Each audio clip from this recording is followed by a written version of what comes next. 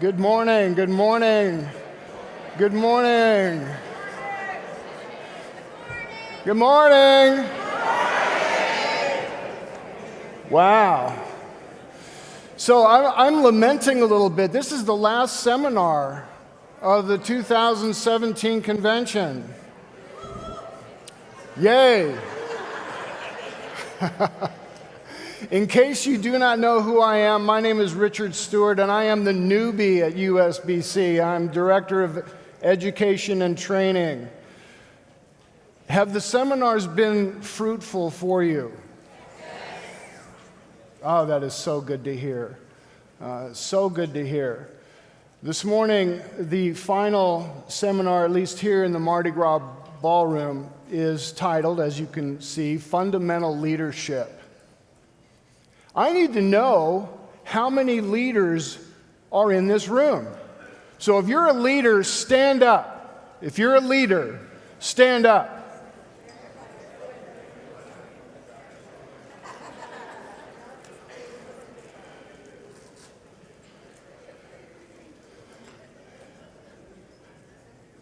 Okay, is almost everybody standing? Almost everybody. Okay, jump 3 times. Sit down.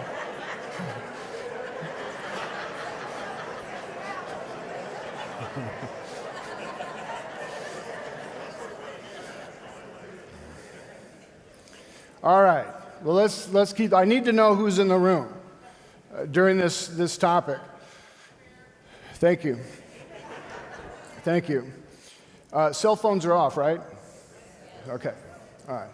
So let's take a moment. Let's start this off. I want you to hear from some leaders.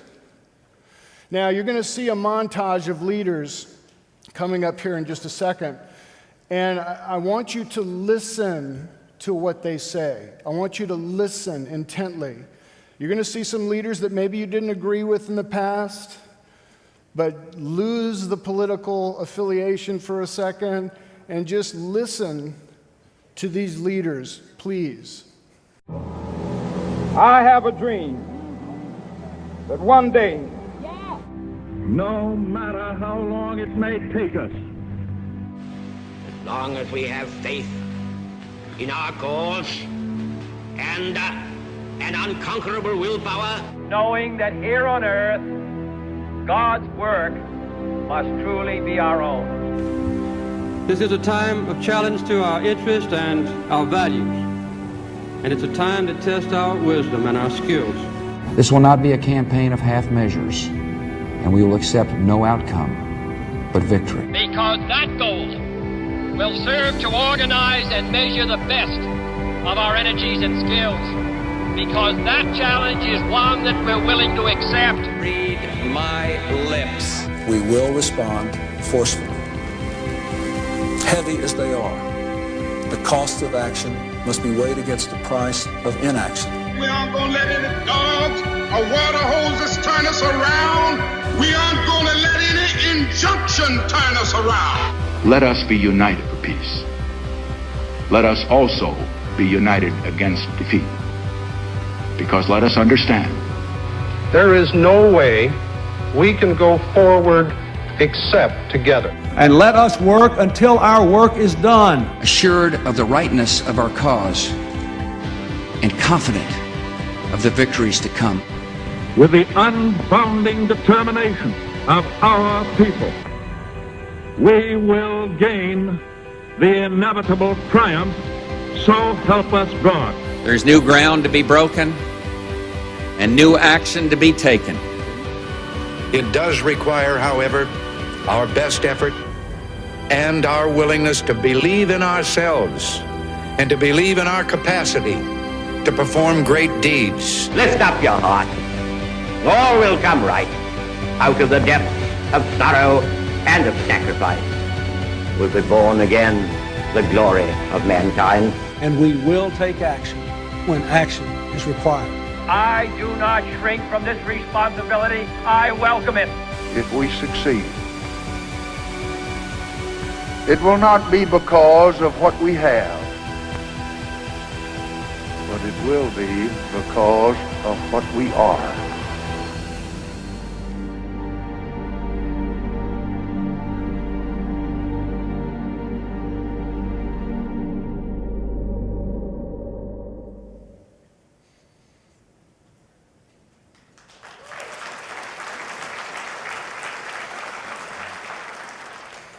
You know, it's good stuff, right? It's good stuff to take a look back at some great leaders that influenced our world.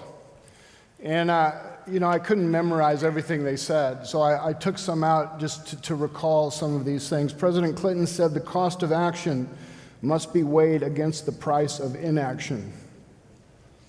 Does that relate to us?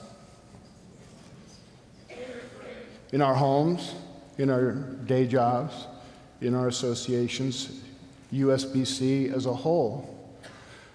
We are one organization, are we not? President Ford, there is no way we can go forward except together. Funny, I recall something about together. Yeah, that fit. President Bush, new ground must be broken and new action is to be taken. New ground must be broken, new action is to be taken. Does that relate to USBC? President Reagan, believe in our capacity to perform great deeds. Do you believe that? You know, I said that the other day in one of the seminars, I put something on the share wall. Many of you may not have heard me say that, but it kind of relates to that last one on President Reagan, believe in our capacity to perform great deeds. It relates back, if you believe, if you have passion, passion is reflected in the mirror of action. If you believe something, it is evidenced by your behavior. True? It is absolutely true. Absolutely true. That last quote that was on there, John Quincy Adams, if your actions inspire others to dream more, to learn more, to do more, to become more, you're a leader. That's a pretty good definition. You know, I asked you, if you were a leader, please stand. Some of you didn't stand, and maybe it's because you can't. Maybe there's a physical issue there, and that's fine. But if you were able to stand, everyone should have been standing. Because leadership is not about a title. It's not about a position. It's not about flow charts. It's not about knowledge. It's about your actions inspiring others to dream more, to learn more, do more, become more. Then you're a leader. Now, we're all called to lead ourselves, are we not? We could just stop there. We're all leaders. We lead our own lives. Sadly, you know what the truth is? The truth is that most people do not lead their lives.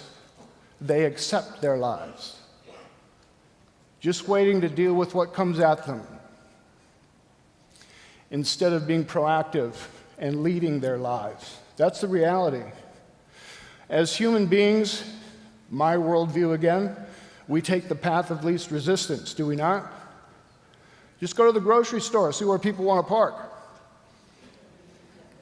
All right, let's sit there for 5 minutes just to get 2 spaces closer.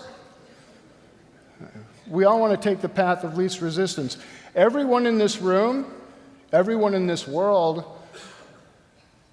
runs away from pain and runs toward pleasure. The path of least resistance toward pleasure, away from pain. We're called to lead ourselves. We're called to lead our homes. I'm sure most of you in here have children. We're called to lead them. To grow healthy adults is our calling. Many of you in here are married. You men in here, we're called to lead our wives, to lead our homes. We're all leaders. You mothers in here, you lead your children in many cases, better than us fathers.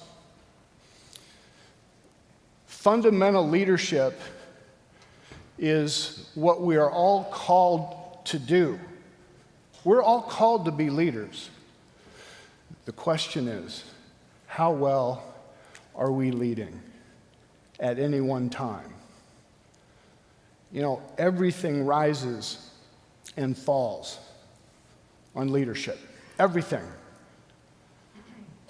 Our country, obviously, right? Our states, our cities, our homes, our associations, bowling itself. Everything rises and falls on leadership.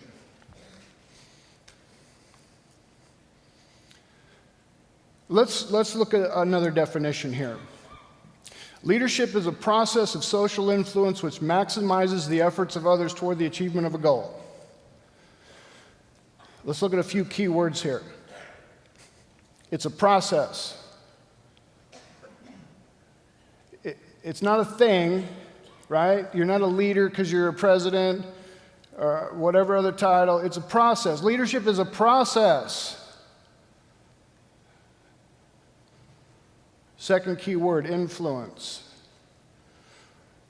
A man named John Maxwell, who I'll talk about a little bit more in a second, says that leadership is influence, nothing more, nothing less.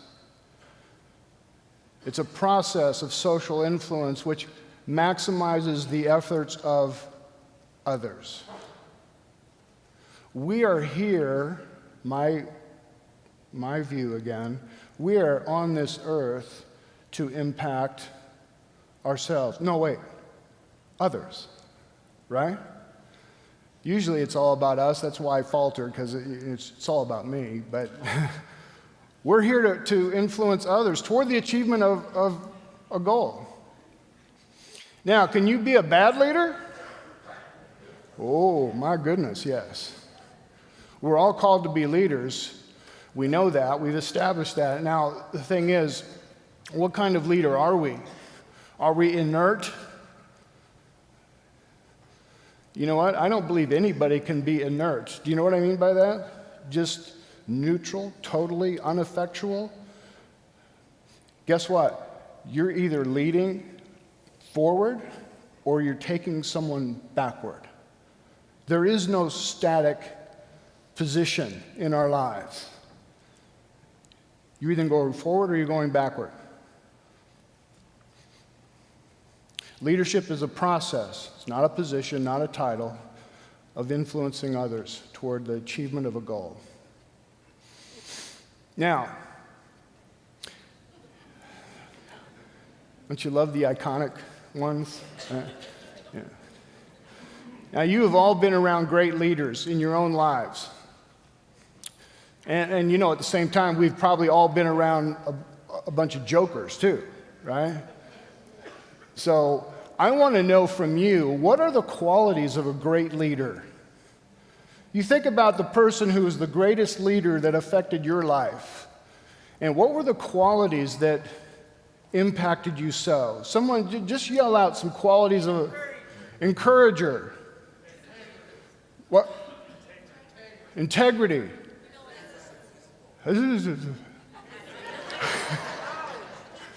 Teacher. Listener. Wisdom. Patience. Being fair. Compassionate. Trust. Right? I mean, we all know what these are. So, begs the question, how well do you demonstrate those qualities? I mean, for me, ouch, on some of those. Ouch. How well do you demonstrate those qualities? You know, Mike, in the last seminar here on the Highly Effective Board, talked about self-reflection, evaluation. And I'm in total agreement with him. It's one of the most powerful things we can do. So we're going to do some more of that here today. Qualities of a great leader, how well do we demonstrate those? Now, we've all been around those bad leaders too.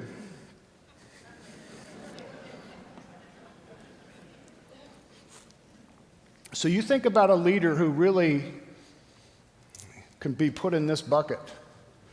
And what were the qualities that made him or her so? Tell me. Selfish. Argumentative. Dishonest. Say again. Got it.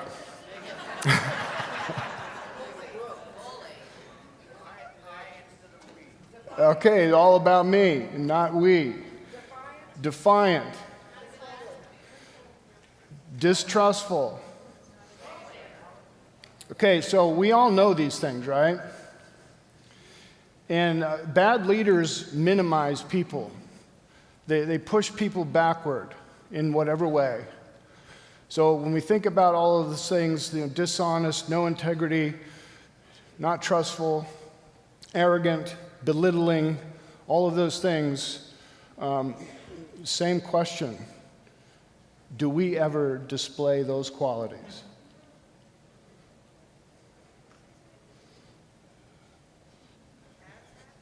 I mean, we all have at some point, right? We all have. We're all fallen to a degree.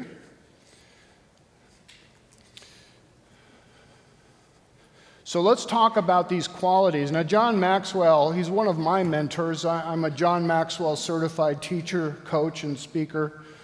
I feel he's a great man who's added value to people in great ways. That's what he lives for. He's considered the #1 leadership and management expert in the world. Sold more than 20 million books. So this book, The 21 Indispensable Qualities of a Leader, I want to talk about them a little bit. And let's put some of them up. So here's the first 7. Character, charisma, commitment, communication, competence, courage, discernment, focus, generosity, initiative, listening. That's one of my needs right there. Passion, positive attitude, problem solving, relationships, responsibility, security, self-discipline, servanthood, teachable, vision. Now, you don't have to write all these down. You will receive the executive summary of this book in the support materials, which you've been told over and over again you will get, right? Sorry about that. It's kind of maddening, isn't it? It's my idea. Now, these qualities, you notice the little line in front of each of those qualities? There's a reason for that. And I wanted to take 5 of these. I want you to take your journals out. If you don't have your journal out, get it out right now. And I just want to take 5 of these that I consider key. They're all important. Let's just take 5 of them. And I want you to rate yourself on a scale of 1 to 10, classically, 10 being the highest, in other words, perfection, and 1 being in great, great need, right? and the first one is teachable. I want you to write down teachable, and I want you to put a number in front of teachable, or behind it, under it, however you want to do it. Teachable is capable of being instructed. How teachable are you, according to your own rating scale? Write that down. Next one, servant leader, servanthood. The condition of being a servant or wanting to serve. How much of a servant leader are you on a scale of 1 to 10? Write that down. Listening. There's many levels of listening, but we're talking about giving one's undivided attention, your ability on an ongoing basis to give one undivided attention. Where are you there? Next one, communication. The act of effectively conveying intended meanings. And the last one, positive attitude. I don't need to define that. Where would you rate yourself there? Now, what I want you to do is add up those 5 scores.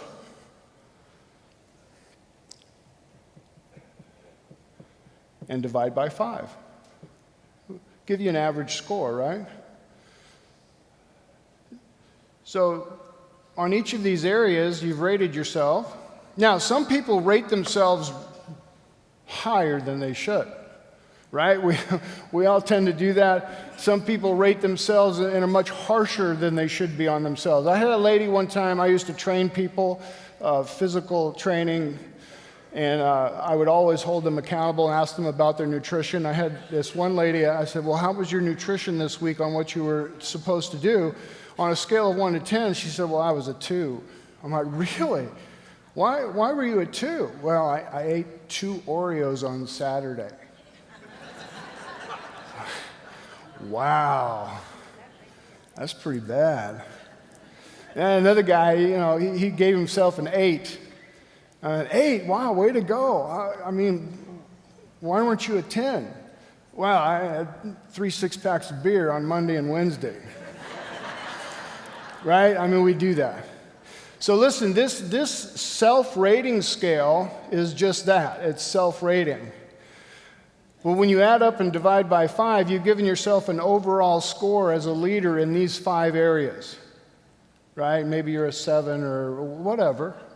But the thing here is, in which of these areas do you feel you have the biggest opportunity to grow as a leader? Self-awareness is the beginning point of leadership. It's one of the fundamental parts of leadership is self-awareness. It's just like one of the fundamental things of leadership for a board to do is self-evaluation. Awareness of where we are and where we need to go. Same thing for you as individuals. And this applies to home, right? I mean, I think I told everyone the other day, when I rated myself on listening, I give myself high marks. And then when I had my wife do this, I didn't score so well. And that's the other place I want to go. Self-rating is one thing, but having others rate you, like Mike said, he had other people rate him, and it's eye-opening if you have the guts to do it. Mr. Maxwell has a leadership scorecard that I am giving to you. This will be in your materials as well. It took every one of those 21 qualities and put it on a scorecard for others to rate you on. Now, you only have your closest inner circle people do this, right? The ones that know you the best. Now, the inner circle at the association, maybe, the inner circle at home, the inner circle at your business, but the closest people closest to you. And make sure when you ask them to do this that you tell them, be brutally honest, because I'm not going to get defensive in any way, shape, or form. And then please follow through with that. How eye-opening can this be? If you have the guts to do this, if you're teachable, which is one of the traits, right? You can grow immensely from this. Now, it can be painful. And seriously, it was painful. One of the things for me, when I did this, I'm just going to be a little vulnerable here. I got low marks on my relationship ability, my person-to-person relations at home. And I realized that I did not invest enough one-on-one time with my children. They felt that way. That's painful. That's very painful. But what would the pain of regret be if I didn't expose that to myself. If I came to the end of my days and realized that I did not invest the time in the relationships with my own children, that's painful. But it's brought me to a place where I can fix that. So I'm better at relating to people socially and everything at work and everything else than I am in my own home. That ought not be. But it also has opened my eyes to my weakness there in my job. I'm a thinker. You know, I'm an educator, right? I like to read books, I like to think, and many times I do that away from people. And again, that helps me to grow. Personal awareness is the fundamental marker of leadership. So I wanted to give you this tool, and I encourage you to use it. Personal awareness is the first fundamental factor that I'm going to give you today. The next one, as a result of this awareness, we need to grow. Right? We need to grow because our accomplishments, your accomplishments, will be restricted or propelled by your ability to lead others.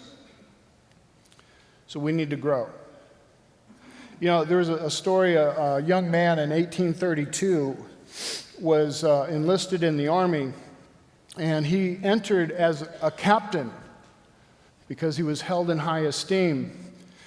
And this was in the Black Hawk War of 1832. And this young man, by the time he was done, because of his ability to lead others, he gave up his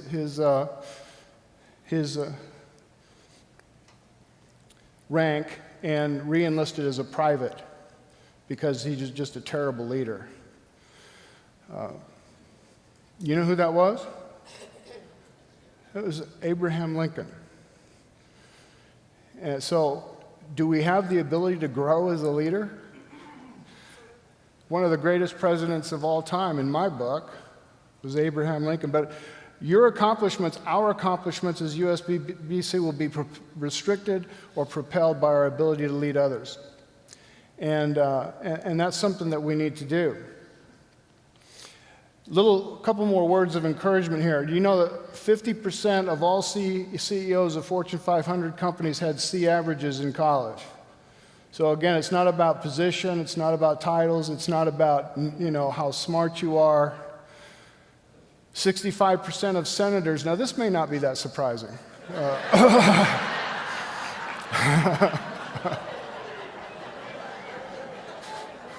I'm sorry, that's not respectful. I'm sorry. It came from the bottom half of their school classes. This one's even, 75% of U.S. presidents were in the lower half of their club in school, at least at some point in their school life. Bottom line here is, it's not how smart you are. It's not about position, titles, any of that. It's about a process of becoming self-aware and doing something with that. And intentionally trying to grow. 10 minutes a day. It's what it took me in being better relationally with my children. Realizing the whirlwind was sucking me up too, and spending that time at night, one-on-one, face-to-face, eye-to-eye, sometimes cheek-to-cheek. And that's something that we need to do daily, just a little bit every day in the area that we could grow as a leader, to invest in others, pour into others, influence others. Leadership develops daily, not in a day. You're not born into leadership. Day by day. So if you do that evaluation, or if you already know there's areas where you could work personally at home, and maybe another area within your association to lead better, to influence others, make a plan, 10 minutes a day, go to the center and meet some bowlers that don't know who you are. Ask about them. Don't tell them about you. Be curious about them. Help them to get to know you, get to know them. The league secretaries, how's your relationship with other board members? With the youth delegates from your association. I mean, there's 1,000 things we could say here. How much practice did these ladies have to go through to get where they are? Oh my Lord. You know, I just got hired in December, right? I've been a recreational bowler, semi-recreational bowler. I'm not real good at all, right? And so it takes practice. Now, I was a fairly good athlete. I understand what you go through to become an elite athlete. And they've spent thousands and thousands of hours, right, to get where they have gotten to. And I liken this to our ability to grow as leaders. We need to spend consistent time every day, just a little bit, and grow,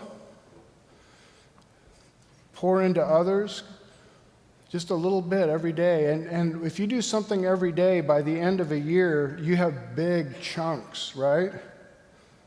Big chunks. But it takes that discipline. There was a story, this is Daniel Pollock. He's a great pianist. There's a story told, I'm not sure if it's true or not, but it illustrates a point.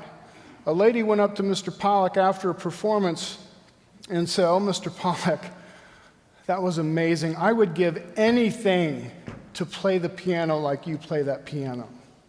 Anything." And Mr. Pollock kind of took a step back and said, "Ma'am, if you really wanted to play as badly as you say, you would have already put in the thousands and thousands of hours that I have." So her desire was not reflected in action, was it? She just wanted it to come to her. And it doesn't happen that way. It just doesn't happen that way. So becoming self-aware, using evaluations like that, and being open to having others tell you where they think you have opportunity is very powerful, as long as you're willing to do something with that. Personal awareness. Personal growth, when you find those things and you start saying, well, how can I grow in this area? What am I doing right now to enhance my leadership ability? So, question. In the last 6 months, what books have you read to enhance yourself, to try and grow? Now, I'm not talking about, fiction books, right? So, how many books have you read to invest in personal growth in the areas in which you feel like, I really can grow here? And remember this, it's not always addressing your biggest areas of opportunity, because if you're really strong in an area, how much more impact if you grew even more within your strengths? So just hear me, I'm not saying just grow in the areas of greatest need either. But what books have you read? What seminars have you gone to in the last 2 years to improve yourself in a strategically identified area so that you can do a little bit better every day in leading your association, your home, your business?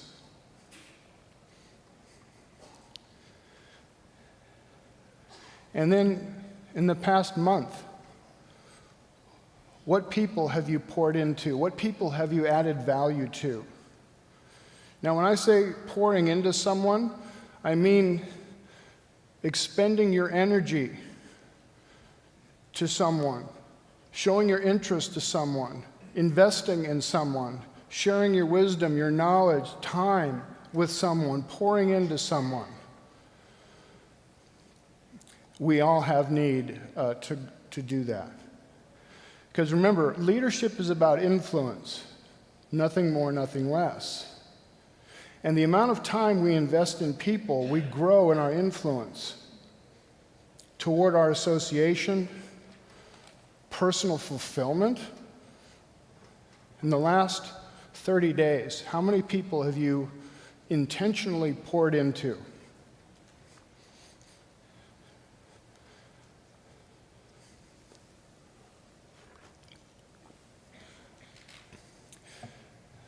The bottom line in leadership isn't how far we advance ourselves, it's how far we advance others.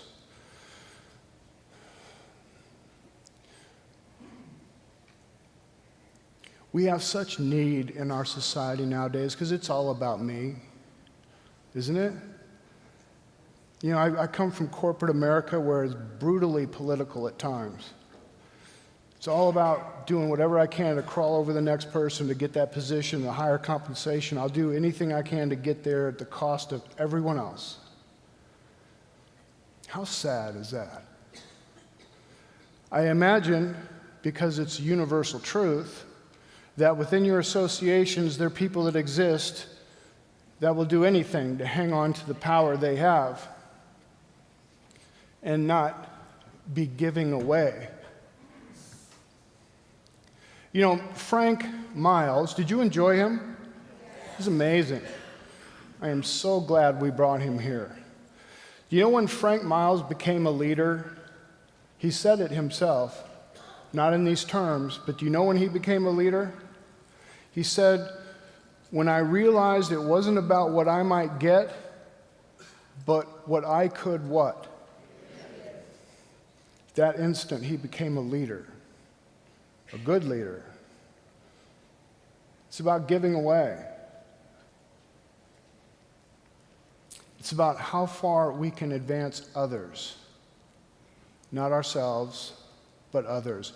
You know, we need to all become teachable. Some people more than others, right?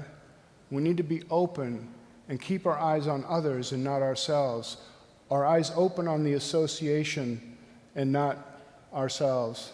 The eyes on the future of the sport and not ourselves and the way we've done it for however long. It's about personal awareness, it's about intentional growth, and it's about servant leadership, serving others. Here's a little test for you. This could be painful as well. I want you to write down one or two people in your association life that you lead, or just think of them. One or two people in your association life that you lead. And remember the definition of leader, okay? Now, next to those names, I want you to think of a couple ways that you display actions of caring, sharing, or affirming on a daily basis. If a daily basis is too brutal, then on a weekly basis.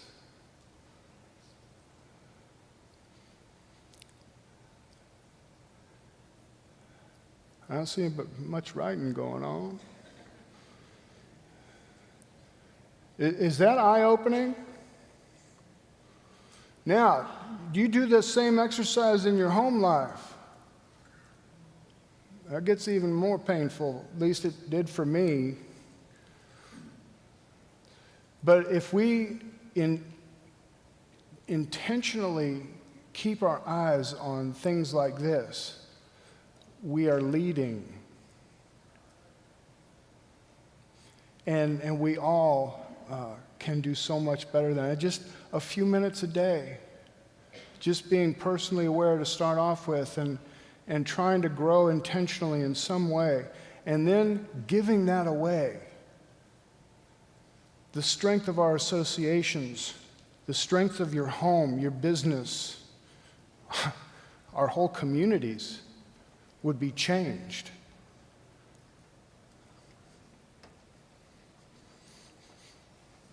Do we really value others? Do we respect others, build each other up, pour into others, seek the needs, hopes, and desires of others before ourselves?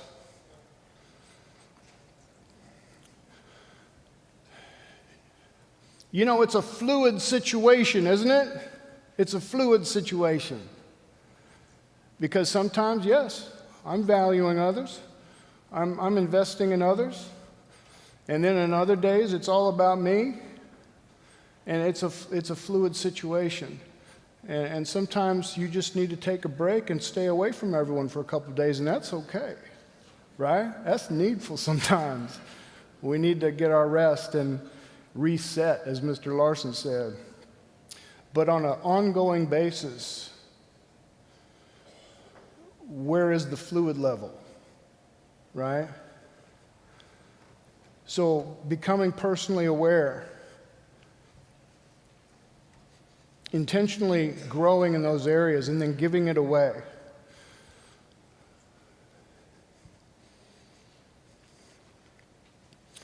Here's the reality. Too often leaders put their energy completely into organizations, buildings, systems, or other lifeless objects. Only people live on after we're gone. Our legacy isn't how much money we leave with, right? It's not the toys. Our legacy is the people that we touch, that we grow. Because the people are going to influence bowling. The people are going to build your association. The way we do things isn't going to do that. The structure of the organization isn't going to do that. The people will do that. And everyone in this room has the ability to impact people at a level that is unimaginable if we would just do it.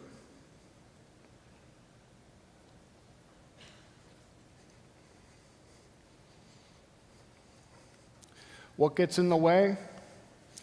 Well, we've said this over and over again, that old whirlwind, right? The day-to-day life just sucks us up, just trying to deal with everything coming our way. That's why it takes intentionality. It takes, across the board, it takes being aware of that whirlwind. Just being aware of it can make a big difference. And being intentional in just a couple areas can be huge. You know, you lead by investing in personal growth and awareness. You lead by pouring into others, because that's what it's all about. You know, I love that quote, John Quincy Adams, because this to me is the best definition of leadership. And I don't even have to look at the screen because I try to live by this. If your actions inspire others to dream more, to learn more, to do more, to become more, then you're a leader. So I want you to ask yourself a question at the end of every day. Every day. Before you go to bed, I want you to ask yourself this question. Was I a leader today? Did my actions inspire anyone to dream more today? Did my actions inspire anyone to learn more today? Did anything I did today inspire someone to do just a little bit more? Or to become just a little bit more? Was I a leader today in some way? And if I wasn't, why wasn't I? What happened?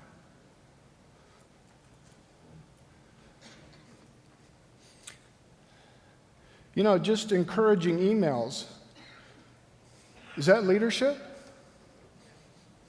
Sure is.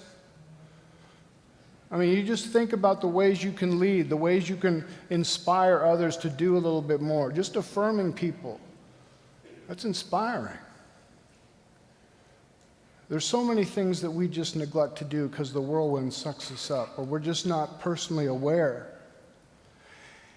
And those little things can make amazing differences. I am thoroughly convinced that it's the little things in this world that will make the biggest difference.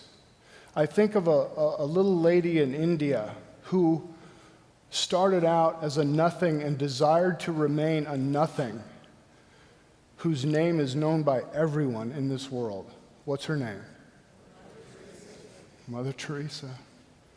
She's probably the greatest person besides maybe just a handful in heaven. It's the little things that will end up becoming the big things. We just need to invest a little bit every day. And ask yourself that question at the end of every day.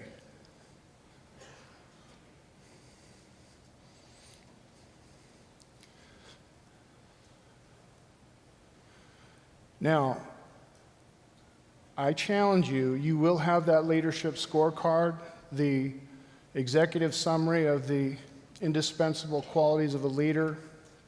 You're going to have a lot of tools as a result of these seminars. My goal as the new Director of Education and Training is to give away, to give to you.